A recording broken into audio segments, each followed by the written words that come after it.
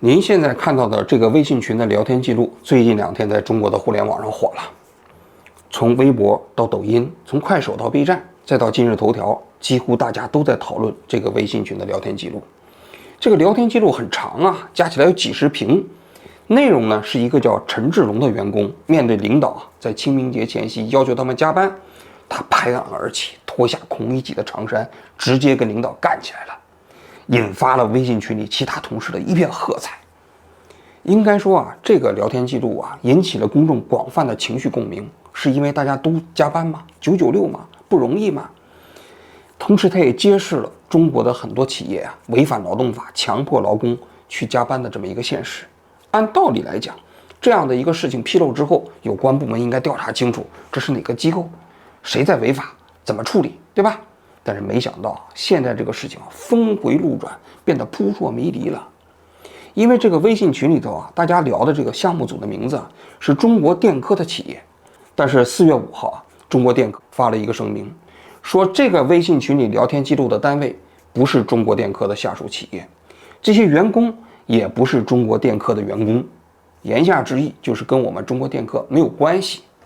中国电科啊，我在这里给大家补充一个信息啊，它早年呢是电子工业部，后来改制之后变成了一个企业。多数呢都是给中国军方提供服务，比如说中国那些雷达呀什么之类的，都是这个中国电科下属的部门呢来设计制造的，它属于1级涉密单位。紧接着呢，四川省总工会啊也面对记者采访的时候说这件事情不发生在成都，因为那微信群里头提的是成都项目组，他说这是外地某地方，而且这个时间好像也不是今年。总而言之吧，无论是中国电科也好，还是四川省总工会也好，都把这个事情推得干干净净。这事儿就奇怪了，是吧？就这么一件事情，到底发生在什么地方，到底是不是存在这样的事实，都搞不清了。所以有人说了，现在这变成大案要案了，得中央巡视组才能查清楚，靠四川省是不行了，靠这个中国电科自己查也查不清了。那有人甚至说，这得中纪委出马才能搞清楚。所以这件事情啊，可能根本就不是发生在中国，不但不是发生在四川，因为你想啊，中国是个社会主义国家，工人阶级先锋队啊，人民群众的利益都得到了宪法的保证，对不对？那怎么可能会出现工人被压迫啊，劳动法都保护不了他们呢？这搞不好是美国企业，发生在美国。你别看他们都是写中文，但是它很可能是美帝国主义这种国家，因为那残酷压迫这个工人嘛。不过也可能是发生在中华民国。那中华民国，你想想，那民进党政府加上这个国民党反动派联合起来欺压人民群众，那在发生在那个地方，有可能，因为那儿的人民群众啊，都生活在水深火热里，对吧？所以啊，这事儿啊，现在就搞不清了，非常之蹊跷。但在我看来啊，就不管是发生在哪儿吧，这个微信群背后所呈现的社会现实啊，咱们还值得讨论一下。所以我们今天就来讲一讲这微信群背后的故事啊。首先啊，这个微信群所呈现的时间点大概是在清明节前夕，是一个单位的内部的微信群。这个群里头人还不少，据说有400人。在清明节的前2天呢，有一个叫董俊的项目组的组长就在群里跟大家说，领导说了啊，清明节要加班，2个名额，看谁来报名，自愿为主啊。结果他发了这个信息之后啊，2天之内没人搭理他。你想嘛，清明节国家法定假日，谁不想休息一下呢？结果1天之后，他看啊，没有人搭理他，他又发了一条，他说：“你看，我发了这样的一个消息之后，2天都没人理我。那如果要是没人理我的话，没有人自愿报名的话，我就指定了啊。”结果这个时候有一个叫陈金的人出来发了一个帖子，发完之后他就给删了。从事后看啊，这陈金发的应该说是他不想去加班，但是呢，这陈金应该是比较胆小，他不敢得罪领导。他发完之后，他想了想，他又把这条给删掉了。结果这个时候，董俊就不知道他发的什么内容，但他可以看见这个聊天记录被删了呀，他就问，他说：“陈金，你发的什么？”陈金没敢答应。结果这个时候，陈志龙出场了，他说：“陈金说了，他不想加班。”这董俊就问啊，他说：“他不去，那你去吗？”结果没想到，这陈志龙一下就炸了。他说啊，我去个锤子，我加个锤子，你想当哈巴狗去舔领导，麻烦别带上我们。最近哪个兄弟不累？天天加班，一将无能，累死三军。你就知道加班，加你妹呀！别他妈扯加班费！你清明节去上24小时，我他妈给你24小时的加班时间。这里我要讲一下啊，这陈志龙说话确实是有点激动啊，带脏话啊，带脏字啊。我呢平时是从来不讲脏话的，但是做新闻的过程中间，我觉得这一条有点特殊。如果要是不把他这些脏话都给他复述出来啊，就很难表达陈志龙当时那种真实的情感。所以呢，我其实就是为了尊重新闻本身的真实性，转述他的一个意思啊，没有其他的意思啊。我本人不想骂人，这估计啊，这董俊当时给骂懵了。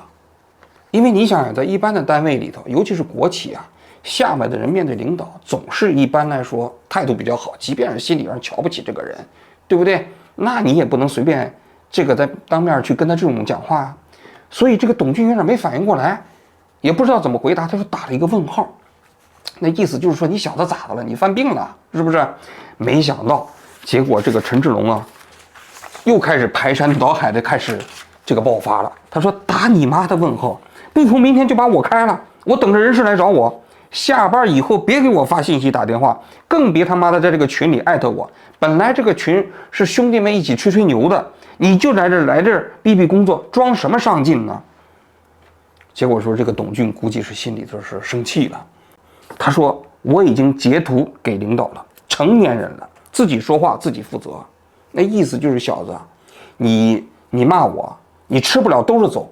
但是他可能就没想到，这个时候啊，这陈志龙估计已经豁出去了，他根本不在乎，是吧？他说好啊，明天坐等人事来辞退我。结果他这句话一说出来之后，这群里的其他人呢，纷纷开始支持他，很多人都在那会打了一个加号，说坐等人事，要走一起走，要走一起走。哇，几十个人出现了。然后一看这么多人支持他，这陈志龙就更来劲了，就接着在这骂这个领导。他说最近一段时间你们知道吗？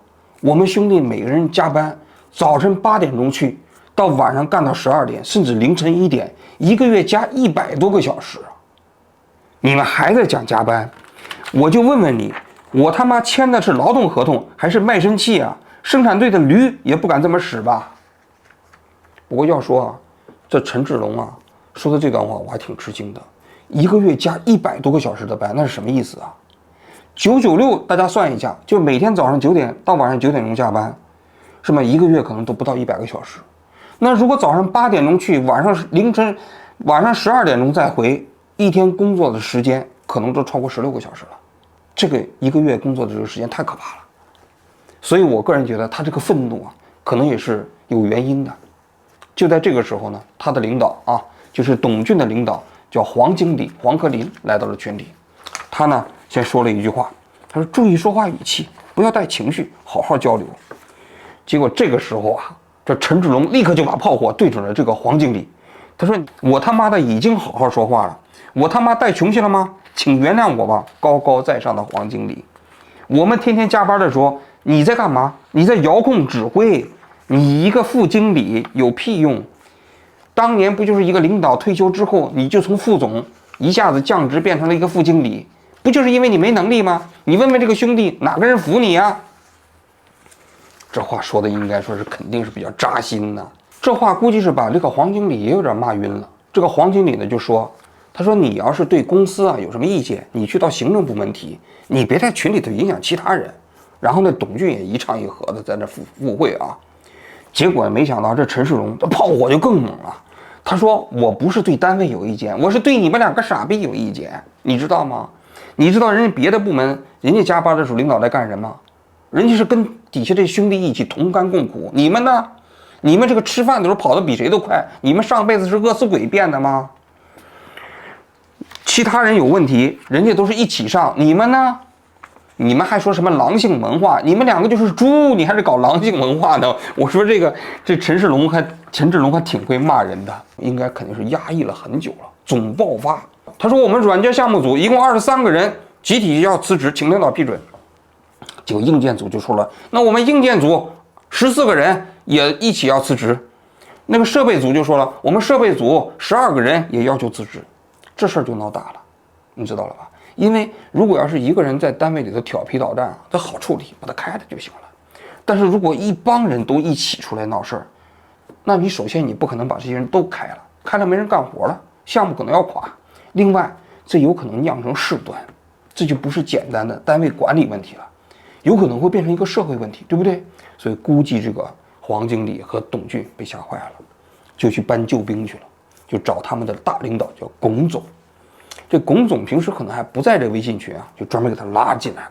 晚上10点钟的时候，10点半的时候，龚总说话还是比较懂艺术的，进来就说：“小陈啊，好好休息，大家都比较累了啊。最近一段时间，我们也欢迎大家提意见。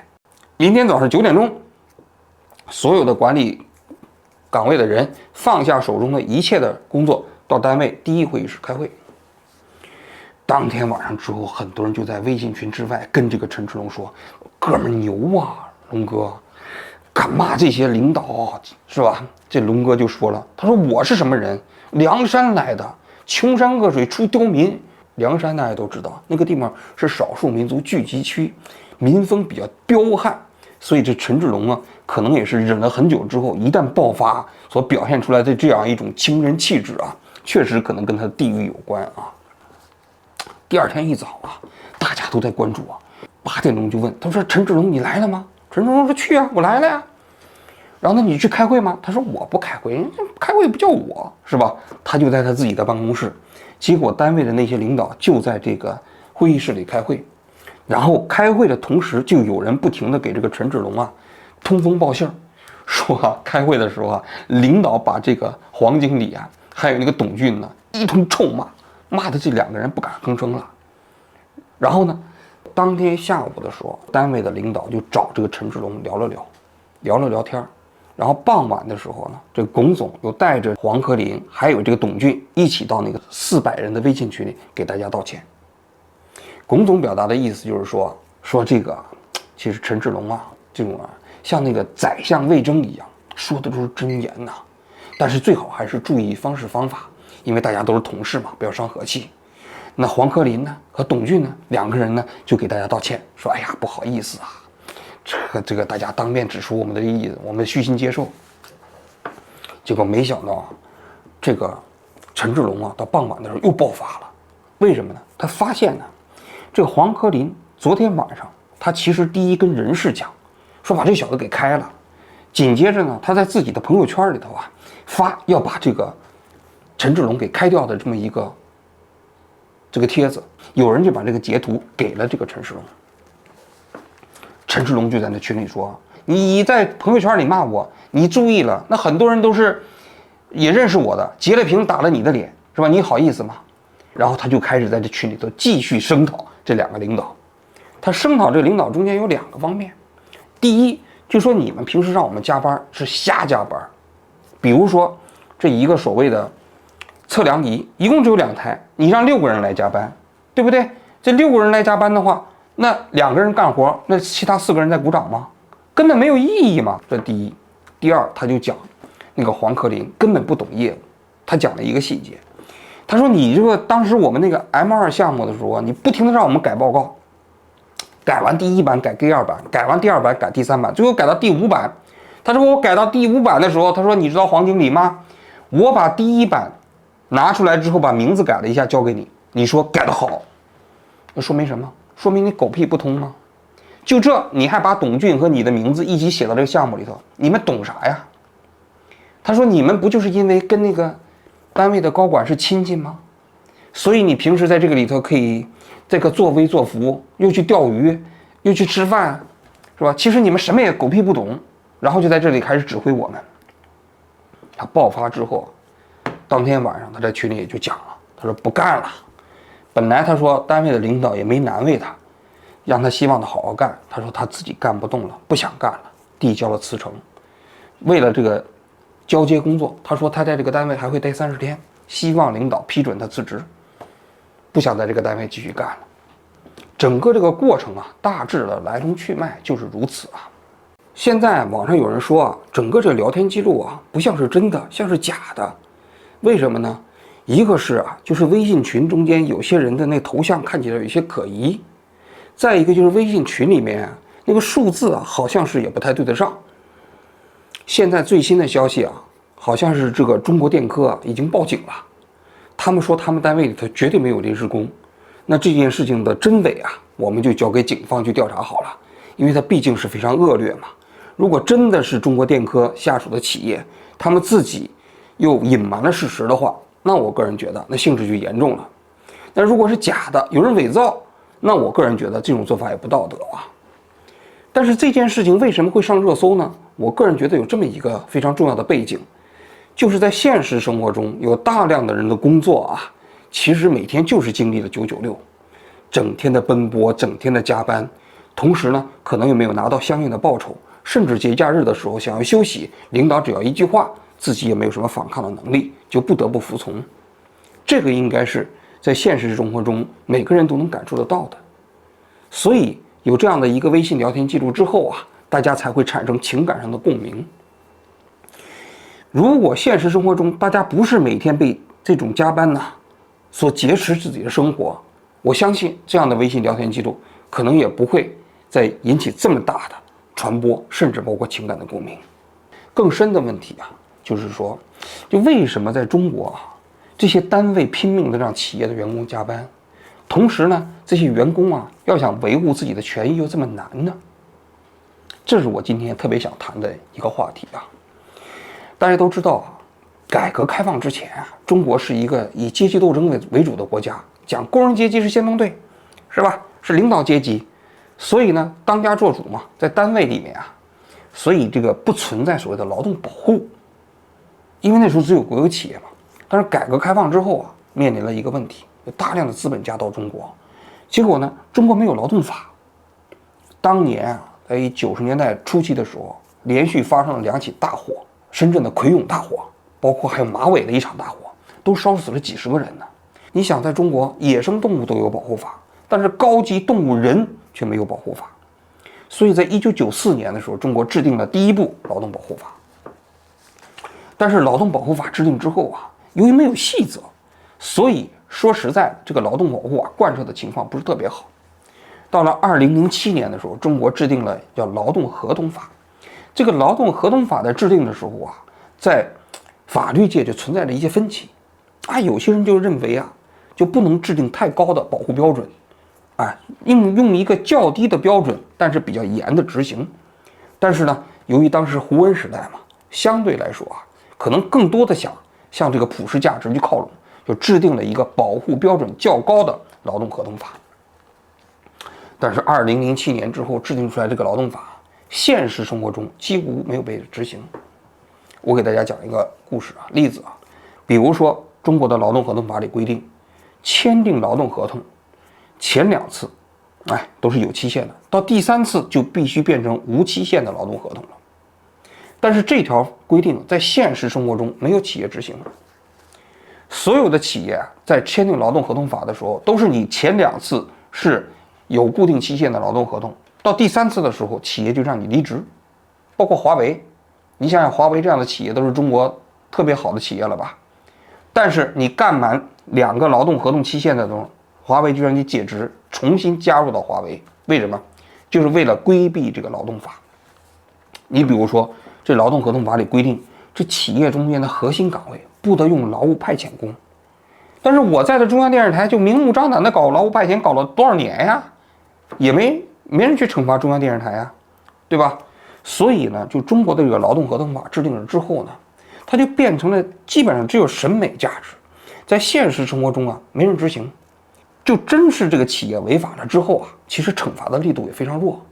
比如说如果一个企业违反劳动法，比如说加班我们国家的劳动法规定1个月加班期限不能超过36个小时那这个还挺合理的，在全世界范围内也算是比较对劳工保护权利比较高的了而且规定你要加班的话得300%的工资，你原先是100%加上300%就400%而且每个月22天算呢，那其实企业要给这员工支付450%的工资。你看这法律挺好吧？现实生活中没人执行。那么如果企业要是违反了加班的规定，比如说让你加班超过36个小时，会得到什么惩罚呢？我说出来大家可能会觉得很可笑，惩罚是处以100到500元罚款，就是给这个企业啊，而且责令他改正。你想一想，100到500块钱对于一个企业的罚款，有什么惩罚力度呢？这企业完全不在乎。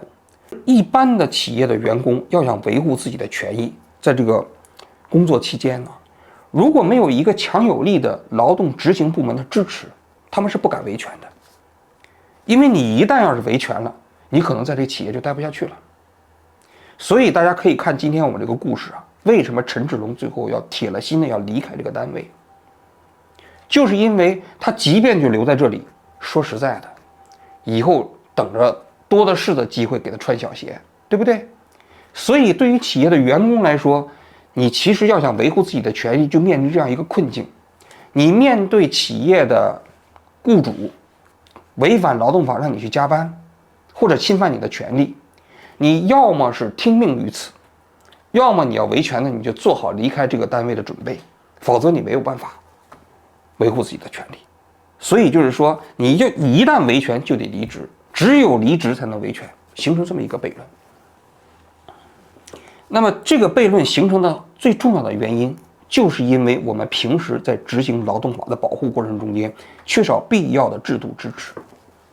比如说我们没有工会啊，当然有工会了，是吧？这工会平时就是给大家员工发油，发点福利。其实这个工会早就异化了，因为我们中国的法律不允许工人自己自发的组建工会，你只能加入到中国共产党组建的那个工会。但那个工会是维护工人的权利的吗？显然不是，那是维护雇方权利的，而不是劳方权利的，是吧？所以呢，工人不能通过工会的组织去维护自己的权益。其次，工人也没有一个来自于法律的强力保障。如果要是工人在跟企业雇主之间啊，因为劳动纠纷发生这个维权过程中间，企业需要承担巨额的代价，那这个企业才会不敢轻易的侵犯劳工的权利。但是现实做不到嘛，劳动监察大队只能处以500块钱罚款嘛，只能责令改正嘛。所以由于企业的违法成本很低，而劳工的维权成本非常高，所以就造成了这种企业可以肆无忌惮的让普通的员工违反劳动法而加班。这就是中国的今天的社会现实。节目的最后啊，我还想再说几句啊。其实我从内心来讲，我非常希望这个聊天记录是假的。为什么呢？因为这个聊天记录里所呈现的现实啊，确实让很多劳动者不寒而栗。你想想，这中间有一个细节我印象特别深，就是陈志龙跟他的领导啊，这个怼过之后啊，他们在群里头发了这么一个通知，说上个月加班48小时以上的员工啊，在今年的这个清明节里头可以带薪休假1天。这个细节让人看完之后啊，心里特别难受。为什么呢？第一啊，加班48小时已经违反劳动法了。按照我们国家的劳动法，最高1个月加班不能超过36个小时。第二，清明节带薪休假1天，原本就是法律赋予劳动者最基本的权利，现在呢却成了陈志龙啊通过自己啊以辞职为代价为大家争取的福利，这不是非常可悲的一件事情吗？如果整个这个事件不是真的，那就说明啊，我们的劳动保障还没有糟糕到现在这个微信群所呈现的那种状态。那么我们多少其实呢还可以长出一口气。但是啊，如果要是真的话，你可以想象一下，就这个集体中间也包括陈志龙，他们面对自己的雇主的时候啊，劳动法能给他保护的程度是多么的微弱呀！不管怎么说啊，我们的劳动法在今天我们劳工啊这个职场过程中间起到的作用，离我们每个人的期待还是非常遥远的。我们希望它真的能够坚强起来，成为我们劳工啊在跟雇主打交道过程中间真正的这个保障的屏障。否则的话啊，我相信即便是陈志龙的故事是假的，但生活中毕竟会有一个又一个的陈志龙。虽然他们的故事不是以这种方式呈现在我们面前。好，感谢各位的收看，我就说到这里，谢谢大家。